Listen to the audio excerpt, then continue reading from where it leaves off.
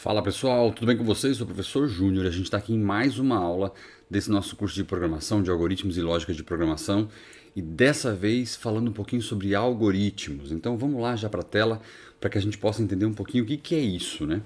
Então, algoritmos são estruturas muito importantes que vão nos ajudar muito nesse processo de desenvolvimento de códigos, de criação de soluções computacionais para os nossos problemas cotidianos, para aquilo que se apresenta no nosso dia a dia. E a gente precisa entender, antes de começar a meter a mão na massa mesmo, né, como eu gosto de falar, nós precisamos entender o que são algoritmos, a importância desses algoritmos, exemplos desses algoritmos, e é tudo isso que a gente vai encontrar na aula de hoje. Então, bora lá, vamos começar o nosso papo, porque agora é necessário que nós comecemos a falar então sobre algoritmos, né? Essas estruturas que nos ajudam a entender que etapas, que passos eu vou precisar levar a efeito para a construção de soluções computacionais para os problemas do meu dia a dia, do meu cotidiano e assim por diante. Mas o que é um algoritmo, né? Nós sabemos que o objetivo principal do estudo da lógica de programação é de fato a construção de algoritmos que sejam coerentes e válidos. Mas o que é isso? O que é um algoritmo? Como que ele se insere na programação? Qual que é o papel dele nesse processo de solução de problemas utilizando o computador? Um algoritmo, galera, nada mais é do que um conjunto de passos, como a gente está vendo aqui, né? A gente está vendo aqui, a gente tem aqui um conjunto de passos, de etapas para a solução de um problema, né? E justamente isso que é algoritmo de maneira muito simples, muito geral, né? Muito elementar. Nós temos algumas definições aqui que eu gostaria de apresentar para vocês, tá? Um algoritmo, ele pode ser definido como uma sequência de passos que visam atingir a um objetivo bem definido. Então, sequência de passos que tem um objetivo, que tem uma meta. Ou então, uma sequência finita de regras, raciocínios ou operações que, aplicada a um número finito de dados, permite solucionar classes semelhantes de problemas. Então, assim, eu tenho lá um conjunto finito de etapas, de regras, de raciocínios, de operações. Por que finito? Porque o algoritmo tem que ter início, meio e fim, né? Quando eu aplico essa sequência de etapas a um conjunto também finito de dados, eu vou ter então a solução de problemas semelhantes.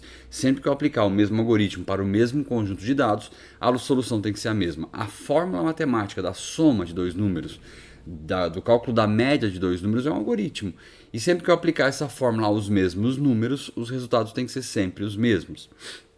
E a última definição: um conjunto de regras e procedimentos lógicos, ó, a lógica aí que a gente viu na aula passada, ó, procedimentos lógicos perfeitamente definidos que levam à solução de um problema em um número finito de etapas. Então, é um conjunto de regras. Percebam vocês que sempre que a gente fala de algoritmo, a gente está falando de um conjunto de etapas, conjunto de regras, conjunto de uma sequência bem definida de elementos que vão fazer com que a gente tenha a condição de resolver um problema. Então, esses são os três conceitos principais de algoritmos que nos interessam, né, e que, enfim, caem em concurso público, vocês vão ver muito na literatura específica e científica da área, enfim.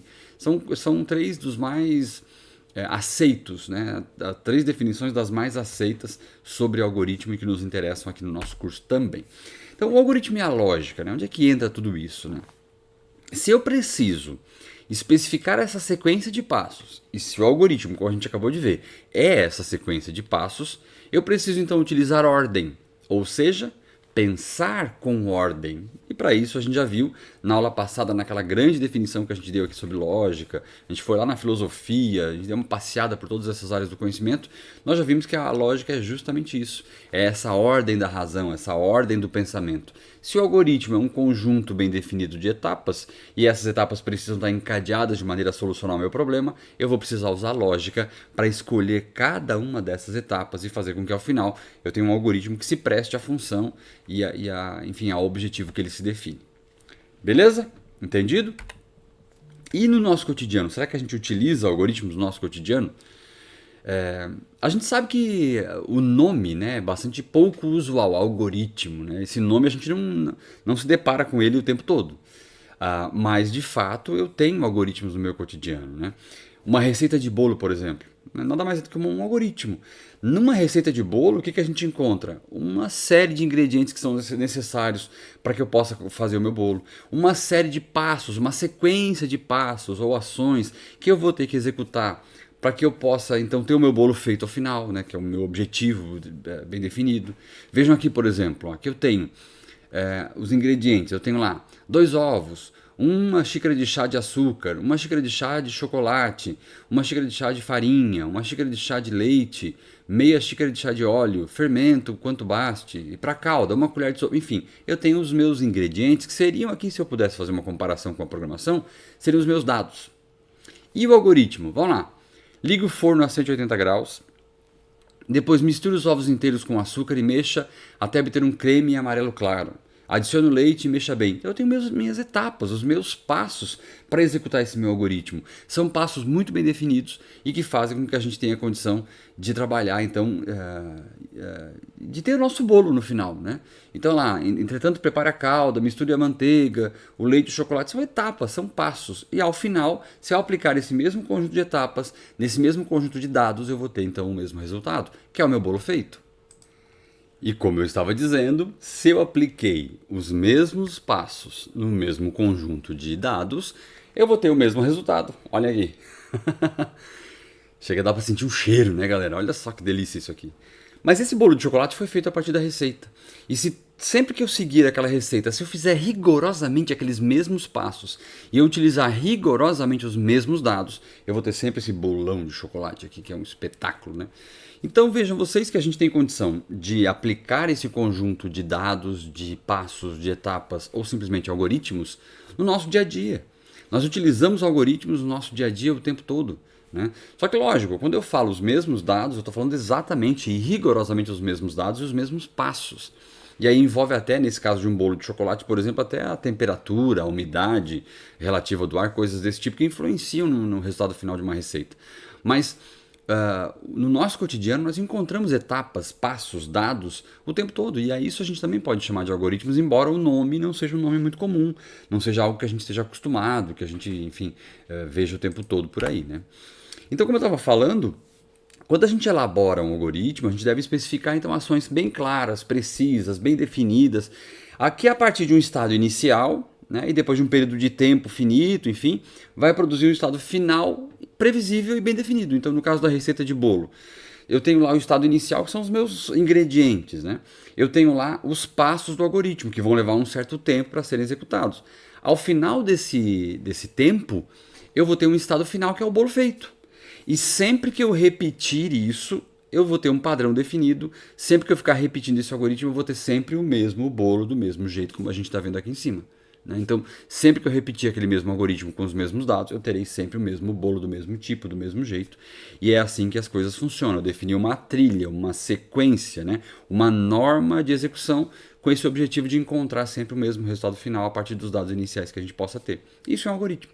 Então, claro, estou usando aqui o exemplo do bolo, mas para que a gente possa compreender, para que a gente possa entender. Mas é basicamente isso. Se eu tenho lá, por exemplo, uma operação com números, uma operação de matemática financeira, uma operação das mais variadas, eu vou ter sempre então a possibilidade de, ao executar o meu algoritmo, ter sempre o mesmo resultado no final desse processo. E a nossa lógica, né? Onde é que ela entra, né? Esse algoritmo, eu posso dizer que o algoritmo ele tem por objetivo, então, representar de maneira fiel o meu raciocínio. Se cada etapa ela foi bem pensada para garantir que o meu resultado final aconteça, então eu vou ter ao final o algoritmo como sendo tendo esse objetivo de representar fielmente todo o meu raciocínio, toda a minha lógica de programação, tudo aquilo que eu selecionei, que eu separei como etapas para que aquele problema pudesse ser executado. Então o algoritmo ele é essa descrição da minha lógica, da lógica que eu utilizei, né? Ele vai me permitir também abstrair um pouco uma série desses detalhes computacionais, que depois eu vou me preocupar com eles, né? Qual que é o comando exato? Como é que eu escrevo esse comando? Então esses detalhes mais computacionais, depois eu penso neles. Nesse momento agora é saber o que eu vou fazer e como eu vou fazer.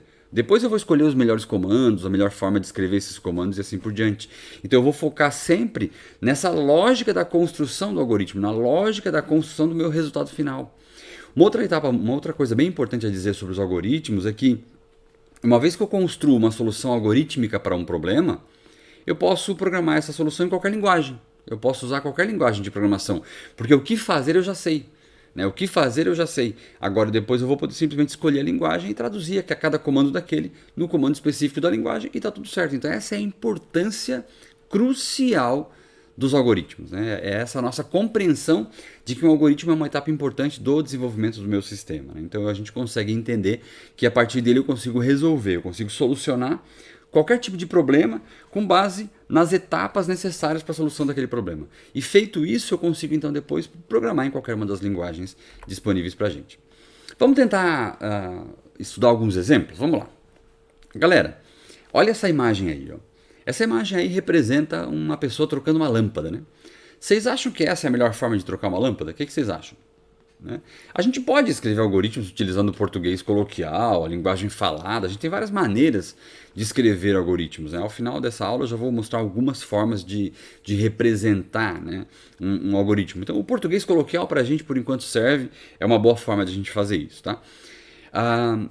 Só que a gente vai perceber também que, apesar de que muitas vezes é óbvio, né, é óbvio demais, mas muitas vezes nós realizamos atividades até que inconscientemente, sem perceber esses detalhes, sem perceber cada um desses passos, dessas ações que a gente executa e que nos fazem chegar no objetivo que a gente quer, né? Só que a tudo isso a gente pode chamar de algoritmo também, como eu dei o exemplo aqui. Eu volto a perguntar, essa é a melhor forma de trocar uma lâmpada? Digam vocês aí, né? Pegar um sofá, encostar esse sofá na parede e trocar uma lâmpada? É lógico que não é a melhor forma. Mas dá para trocar a lâmpada assim? Também é lógico que dá. Né? Também não é uma forma mais segura, não é mais recomendável, mas a lâmpada será trocada. É uma maneira. Né? Vamos tentar estudar, analisar essa situação da troca da lâmpada a partir de algumas perspectivas. E aí eu já quero antecipar a vocês que tudo que nós vamos aprender aqui agora, tudo que eu vou falar aqui agora nos próximos 5, 10 minutinhos, representa tudo que a gente vai aprender em programação de computadores durante todo o nosso curso. Então percebam que a gente vai ver agora todas as etapas para a construção de algoritmos, elas vão se fixar e elas vão se desenvolver a partir de uma lógica, e tudo que a gente vai ver aqui vai resumir o nosso semestre inteiro, o nosso curso inteiro aqui. Vamos lá, vamos começar. Se eu fosse criar um algoritmo para a troca dessa lâmpada aqui, né? O que eu poderia dizer? Primeira etapa, pegar uma escada, depois posicionar a escada embaixo da lâmpada, depois buscar uma lâmpada nova, depois subir na escada, depois retirar a lâmpada velha e depois colocar a lâmpada nova. Então, pega a escada, posiciona embaixo da lâmpada, busca a lâmpada nova, sobe na escada, retira a velha e coloca a lâmpada nova. Esse algoritmo representa bem a troca de uma lâmpada? Parece que sim, né? Eu estaria aqui trocando uma lâmpada. Ok. Mas pensem comigo aqui uma coisa, né? A gente sabe que involuntariamente a gente acaba seguindo uma determinada sequência de ações, de etapas que representam um algoritmo, né? E naquele algoritmo que eu mostrei na troca da lâmpada, ele faz com que, se qualquer pessoa pegar aqueles passos ali, ela vai seguir, e aqueles passos vão determinar esse padrão de comportamento que qualquer pessoa agiria para trocar uma lâmpada da mesma forma, do mesmo jeito e assim por diante. Essa sequência, né, essa sequenciação é uma convenção que a gente faz que tem por objetivo, então, definir esse fluxo de execução desse algoritmo. Né? Eu boto lá as etapas e sempre que alguém for executar essas etapas vai fazer da mesma forma. Então, é esse fluxo que eu estou definindo no algoritmo. Né? Então, eu determino qual a primeira ação, qual a próxima e assim por diante, até chegar ao final do meu algoritmo desenvolvido, concluído, executado e o objetivo atingido. Então, esse é um algoritmo. Aquilo que a gente viu aqui nessas etapas, que eu estou mostrando aqui agora novamente, na troca de lâmpada, são essas etapas que eu falei. Eu tenho lá uma sequência bem definida. Isso aqui é um algoritmo. Mas vamos lá, vamos olhar de novo, né? Eu peguei a escada, posicionei a escada embaixo da lâmpada, busquei a lâmpada nova, subi na escada, retirei a lâmpada velha e coloquei a nova. Mas, e se essa lâmpada não estivesse queimada? Né? Se essa lâmpada não estivesse queimada, de acordo com este meu algoritmo aqui, ela seria trocada de qualquer forma. Porque não há uma previsão nas etapas do algoritmo que chequem se a lâmpada não está queimada e ignora a troca se ela não estiver queimada. Não tem nada disso aqui. Simplesmente ele vai lá e vai trocar a lâmpada. Foi o que ele foi programado para fazer. Sem pensar, sem raciocinar se a gente tem condição de verificar se a lâmpada está queimada ou não. Enfim, ele vai trocar. Foi isso que nós dissemos no algoritmo e os passos serão seguidos rigorosamente. Ok? Vamos lá. Se eu pudesse incluir, e eu posso incluir, a gente vai colocar, vou mostrar aqui agora, um algoritmo com troca de lâmpada, mas com teste, para a gente checar se essa lâmpada está queimada ou não. Então vejam aqui, pegar a escada, posicionar a lâmpada embaixo posicionar a escada embaixo da lâmpada, buscar a lâmpada nova, acionar o interruptor. E agora o meu teste. Se a lâmpada não acender, então, aí sim, sobe na escada, retira a lâmpada velha e coloca a nova. Então agora a gente tem aqui um teste seletivo. Um teste que vai determinar, que vai checar uma determinada condição e vai definir algumas ações com base nessa condição. Nesse nosso caso, o teste qual é? É esse aqui, ó. Se a lâmpada não acender, então sobe na escada, pega a lâmpada velha, retira a lâmpada velha e coloca a nova. Somente isso será executado se a lâmpada não acender. Então aqui eu tenho um teste, uma condicional, um teste seletivo, que só vai executar os próximos passos. Percebam que há inclusive aqui uma hierarquia, ó. Essas etapas estão, vocês estão vendo aqui no meu mouse, essas etapas estão, elas estão recuadas, né? E esse recuo vai determinar justamente isso. Então, essas etapas aqui somente serão executadas se a lâmpada não acender. Então, agora eu tenho um algoritmo um pouquinho mais inteligente, que ele vai checar se essa, enfim, se essa lâmpada de fato está queimada ou não. Mas, galera, esse algoritmo aqui está errado? O que vocês acham? Como é que ele pode ser melhorado? E a gente sempre vai conseguir melhorar os nossos algoritmos. Como que ele pode ser melhorado? Vamos dar uma olhadinha aqui. E se a lâmpada nova não estiver queimada? Né? E aí que tá, ele vai trocar. Se a lâmpada não estiver queimada, eu faço o teste e a gente consegue checar de novo. Vamos lá. Se a lâmpada não estiver queimada naquele anterior, eu não precisava ter todos aqueles passos até chegar na checagem lá do final. Eu posso colocar esse teste no início. Então veja só, colocando o teste se a lâmpada não acender no início, eu não preciso nem pegar a escada. Porque tudo aquilo que vem logo abaixo aqui, ó, tudo isso aqui somente será executado se a lâmpada não acender. Então vejam como é que ficou. Ó. Eu aciono o interruptor. Se a lâmpada não acender, então aí sim eu vou pegar a escada, vou posicionar a escada embaixo da lâmpada, vou buscar uma lâmpada nova, aciono o interruptor para checar, para desligar ele, né? Subo na escada, retiro a lâmpada queimada e coloco a lâmpada nova. Eu somente vou executar esses passos se a lâmpada não acender. Então eu joguei para cima o nosso teste e economizei um monte de etapas caso a lâmpada não esteja queimada. Porque se ela não estiver queimada, eu não preciso fazer nada disso.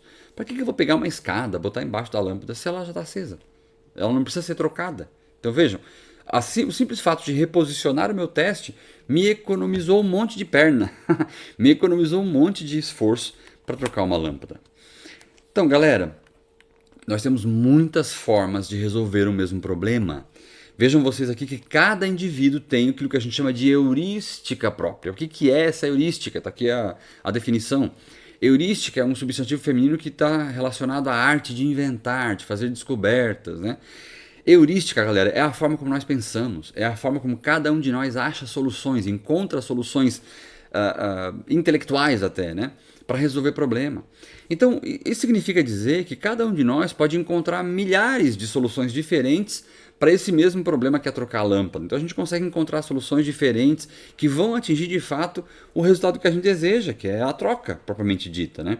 E elas vão ser baseadas a partir do nosso bom senso, da prática da lógica de programação muito importante, a lógica, né, que vai indicar qual é a solução mais adequada, né, com menos esforço, com menos recurso computacional, com mais objetividade e que vai chegar no resultado que a gente quer. Então não se estressem aí, não se preocupem se vocês encontrarem formas diferentes de resolver o mesmo problema. Isso é tranquilo, é normal, faz parte do processo, porque cada um de nós seres humanos, pensamos de formas diferentes e encontramos soluções de forma diferente para o mesmo problema. Mas vamos voltar para o nosso exemplo. E se a lâmpada nova não funcionar? O que a gente faz? Aí que tá. Se a lâmpada nova não funcionar, vejam que a gente consegue repetir o código. Olha só. O algoritmo que a gente está mostrando aqui, ele não está terminado porque falta especificar até quando vai ser feito esse teste. Então vai lá. Aciona o interruptor. Se a lâmpada nova não acender, tudo isso a gente já viu antes, né? Pega a escada, bota a escada embaixo da lâmpada, busca uma lâmpada nova, aciona o interruptor, sobe na escada, retira a lâmpada queimada, coloca uma nova. E se a nova não acender? Pergunta de novo. Se a lâmpada não acender, então, retira a lâmpada queimada, coloca a lâmpada nova. Se a lâmpada nova não acender, então, retira a queimada, coloca. Então eu vou repetindo isso. Mas quantas vezes eu vou repetir? Vou ter até uma reticência aqui, porque não cabe no monitor de tantas vezes que eu vou ter que repetir, né? Gente, eu vou ter que repetir o quê? 1000 vezes? E se eu tiver 1001 lâmpadas? Aí para o algoritmo, ele não executa mais? Porque lembra? É um conjunto de passos. Quando se acabarem os passos, ele vai parar também. Então, esse algoritmo aqui, ele deve parar quando eu conseguir colocar uma lâmpada que acenda definitivamente. Agora, quando que isso vai acontecer? 100 vezes depois, 50 vezes depois, 5.000 vezes depois, eu não sei dizer. Então a gente pode alterar esse fluxo sequencial para que eu tenha uma condição de parada, para ele ficar repetindo isso até que eu encontre uma condição de parada. Porque aqui eu não sei quantas vezes eu vou ter que copiar e colar esse código aqui. Então não dá para programar assim, sem previsibilidade. Isso não funciona, né? A gente consegue melhorar esse algoritmo trazendo um outro comando. Olha só. Então vamos lá. Aciono o interruptor. Agora eu tenho aqui um teste e uma condição de parada. Aciona o interruptor. Se a lâmpada não acender, então, pega a escada, posiciona embaixo da lâmpada, busca a lâmpada nova, aciona o interruptor, sobe na escada, retira a queimada e coloca a nova. Agora, olha outro comando aqui, ó. Enquanto é uma estrutura de repetição, uma condição de parada. Enquanto a lâmpada não acender, faça. Faça o quê? Retira a queimada e coloca a nova. Então ele vai ficar checando. Ela não acendeu? Não. Então, enquanto ela não acender, tira e bota uma nova. Não acendeu? Tira e bota uma nova. Não acendeu? Tira e bota uma nova. Acendeu? Pode parar. Que é o nosso teste de parada. Enquanto a lâmpada não acender, faça. Tira e bota uma nova. Tira e bota uma nova. Então ele vai ficar repetindo esse código aqui. Vai ficar repetindo esse código aqui até que a lâmpada acenda. E eu não preciso ficar copiando e colando código indefinidamente, como a gente viu no algoritmo anterior. Aqui eu tenho uma nova estrutura que a gente está aprendendo, que é uma repetição com uma condição de parada, que vai facilitar a minha vida, vai reduzir o número de códigos que eu vou ter que estar digitando, construindo no meu algoritmo, vai deixar ele mais inteligente, enfim, com menos recursos computacionais envolvidos aqui também. Uma nova estrutura que vai facilitar a vida de vocês. E se eu tivesse 10 sockets, 10 bocais ali, 10 sockets de lâmpadas para trocar, né? Como é que eu poderia criar uma solução mais adequada para isso? Um algoritmo com repetição de um mesmo conjunto de ações, mas que vai ter um número definido de vezes. São 10 sockets. Vamos pensar? Olha lá. Aciona o interruptor no primeiro socket. Se a lâmpada não acender, então, pega a escada, bota embaixo da lâmpada, busca uma lâmpada nova, aciona o interruptor, sobe na escada, retira a lâmpada queimada, coloca a lâmpada nova, e aí eu vou lá. Enquanto a lâmpada não acender, faça. Fica trocando. Lembra que a gente viu no algoritmo anterior? Fica trocando. Não acendeu, troca. Não acendeu, troca. Ah, acendeu. Beleza, acendeu. O que eu vou fazer? Encerrei aquela troca, vou para o próximo socket. Acionar o interruptor do segundo socket. Se a lâmpada não acender, então, pega a escada, posiciona a escada e começa tudo de novo. Mas esse algoritmo aqui é para 10. Eu vou ter que melhorar esse código para definir para 10 sockets. A gente consegue melhorar isso. Se eu quiser fazer um algoritmo com um teste para 10 sockets com essa nossa repetição, eu poderia fazer da seguinte forma. Aciona o interruptor do primeiro socket. Enquanto a quantidade de sockets for menor do que 10, enquanto a quantidade de bocais for menor do que 10, faça. Aciona o interruptor. Se não acender, e aí os mesmos códigos que a gente fez antes. Terminou? Terminou. Não, a lâmpada acendeu? Acendeu. Ir até o interruptor do próximo socket. Então, o socket que era número 1, agora é número 2. Executa tudo, vai para o próximo. Agora é o 3, vai para o próximo. 4, 5, 6, 7. Eu fico repetindo aqui. 8, 9, 10. É 10. Enquanto a quantidade de sockets for menor do que 10, 10 não é menor que 10. 10 é igual a 10. Então ele interrompe, ele encerra. Isso significa que nós já trocamos 10 lâmpadas de 10 bocaizinhos lá de 10 sockets diferentes. Então é uma nova maneira de construir uma repetição. Agora com um teste para 10 sockets diferentes. Com uma condição de parada exata, com um número definido de vezes em que esse código será executado, será repetido. Então veja, uma nova maneira de fazer esse nosso algoritmo também. Então galera, para resumir, tá? Tudo que a gente vai aprender em lógica de programação aqui nesse nosso curso, nessa nossa disciplina. E eu falei para vocês que a gente estaria aprendendo tudo aqui nesses nossos 10 minutos, né? Nós vimos o conceito de algoritmo linear, a programação linear. Pega uma escada, posiciona embaixo da lâmpada, enfim, quando todos os códigos são executados em sequência, né? O algoritmo é executado em sequência. Nós vimos um algoritmo com teste. Se a lâmpada não acender, então, sobe na escada. Eu tenho um teste aqui. Se ela não acender, então, né? Eu tenho um algoritmo com uma condição de parada, uma repetição que tem uma condição de parada. Enquanto a lâmpada não acender, faça. Isto é, vai ficar repetindo aquilo ali até que a lâmpada acenda. Então eu tenho uma condição de parada. Depois eu tenho um algoritmo com repetição. Enquanto a quantidade de sockets testados for menor do que 10, faça. Aciona o interruptor, vai para o próximo, troca. Então, esses quatro paradigmas aqui é todo o conteúdo de lógica de programação que a gente pode aprender em qualquer curso de lógica em qualquer lugar do universo. Então, parabéns, vocês acabaram de aprender todo o nosso conteúdo de lógica nesses 10 minutos últimos da nossa aula, da nossa videoaula aqui de hoje. Beleza? Entendido? Acabou? Não acabou, tem mais. Como é que nós vamos representar algoritmos? Como é que eu escrevo algoritmos, galera? Tem algumas maneiras, tá? Mas relembrando, o que é um algoritmo? Um algoritmo é uma linha de raciocínio, né? É um conjunto de etapas e que eu posso descrever de várias maneiras, de forma gráfica, de forma textual, entre várias outras. E a gente vai analisar essa agora. Primeira forma de escrever um algoritmo é a partir de um fluxograma. Vejam aqui vocês, então eu tenho lá o início, é o mesmo algoritmo da lâmpada, tá? Aqui, o início, depois eu tenho lá ir para o primeiro socket. Sockets restantes é menor do que 10? Se for verdadeiro, aciona o interruptor e aí continuo checando até trocar a lâmpada. Se não for, já encerra e ele vai lá para o final. Então, o fluxograma é uma forma de fazer. Dá muito trabalho, não é a forma mais usual, mas existe, vocês têm que saber que ele existe. O diagrama de shaping é mais ou menos um fluxograma também, só que ele é utilizando essa tabelinha aqui, ó, essa maneira. E aí quem já fez tabela no Word ou no LibreOffice, ou sei lá em que editor de texto, sabe a dificuldade que é fazer essas linhas aqui. Então, nós também não vamos utilizar o diagrama de shaping para representar os nossos algoritmos. Tá? Tem jeitos mais fáceis de fazer isso. A linguagem estruturada. Sim, essa é a maneira como nós vamos trabalhar.